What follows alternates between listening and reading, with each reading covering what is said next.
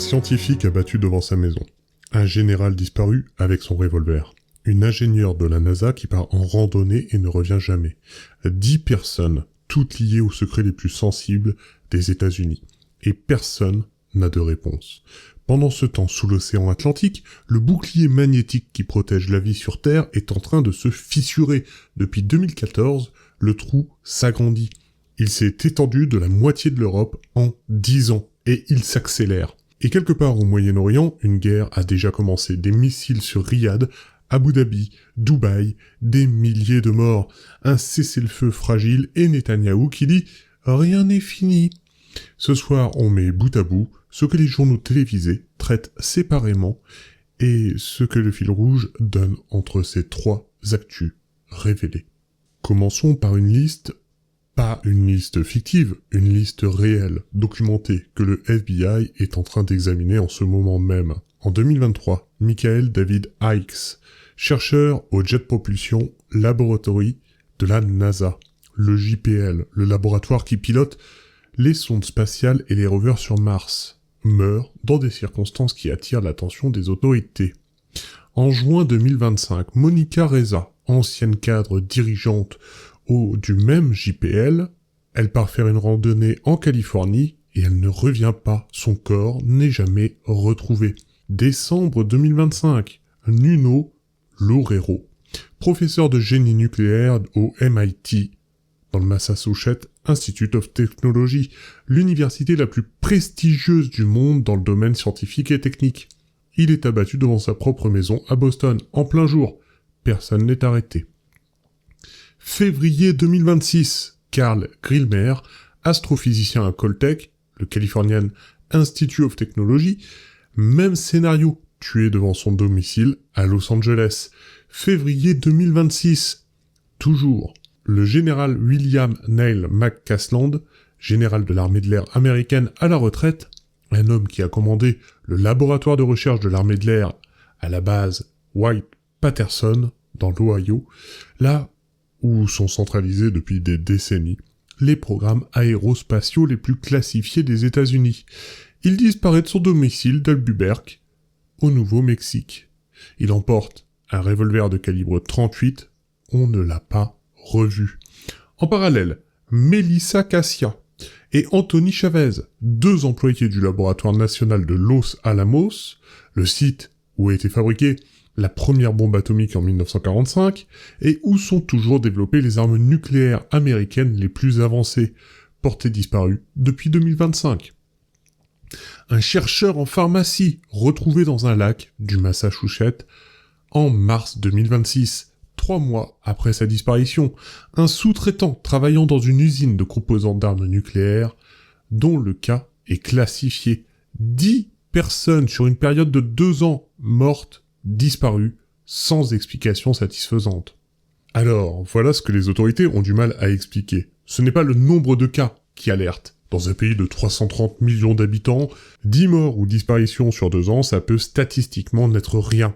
Ce qui alerte, c'est le profil. Ces 10 personnes ne sont pas comptables, des enseignants, des employés ou commerçants. Elles travaillent toutes dans les domaines les plus sensibles et les plus classifiés de la puissance américaine. Le JPL de la NASA, qui gère les programmes d'exploration spatiale profonde. Le MIT, qui développe les technologies militaires de nouvelle génération. Los Alamos, le berceau de l'arme nucléaire américaine. Des usines de composants pour armes nucléaires et la base de Wright-Patterson, le site qui, selon des décennies de rumeurs et quelques documents partiellement déclassifiés, héberge les recherches les plus secrètes de l'armée américaine sur des technologies aérospatiales non conventionnelles. Le Congrès américain a officiellement saisi la commission de surveillance de la Chambre des représentants. Son président, James Comer, a déclaré que si un lien criminel ou étranger était avéré entre ces cas, ce serait une menace grave pour la sécurité nationale. Donald Trump lui-même, interrogé sur Fox News le 16 avril 2026, a dit, et je cite mot pour mot, « J'espère que c'est une coïncidence, mais certains d'entre eux étaient des personnes très importantes, et nous allons examiner la question. » Quand le président des États-Unis dit publiquement « J'espère que c'est une coïncidence », c'est qu'il n'est pas sûr que ça en soit une. Et au moins un des scientifiques disparus était lié au programme touchant aux phénomènes aériens non identifiés, les UAP, les OVNI. Le Pentagone a officiellement reconnu l'existence de ces programmes en 2022. Le général McCasland, lui, commandait une base que certains enquêteurs spécialisés associent depuis longtemps à la récupération et à l'étude de matériaux d'origine non déterminée. Alors, qui ? 3 pistes circulent dans les milieux du renseignement et dans la presse spécialisée.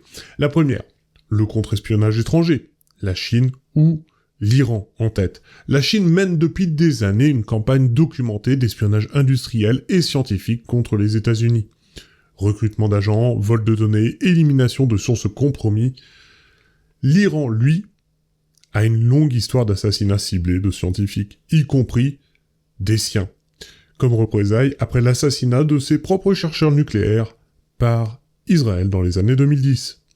La deuxième piste est plus inconfortable à énoncer publiquement, ce serait une opération interne, des personnels ayant eu accès à des informations classifiées de très haut niveau éliminées avant qu'ils ne parlent, ou parce qu'ils ont parlé à quelqu'un qu'ils n'auraient pas dû.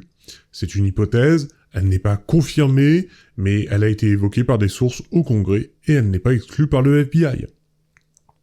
La troisième piste est celle que peu de médias mainstream mentionnent.